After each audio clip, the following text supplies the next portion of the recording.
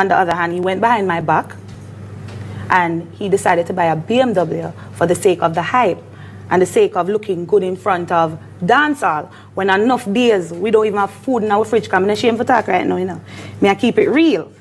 But now come tell no lie, I just decide to say I gotta just hear it all right now. That really hurt me, and that showed me that you are selfish and you're not thinking about me and your child. Because at the end of the day, if I say we need security for our future, for the sake of our son, and you're gonna use your money and go buy a BMW for hype and people and you know we really and truly don't have it, that day was another day when I decided, no, me, I have to take my future in hand. Me, I have to take my son's future. That's how a real man do it.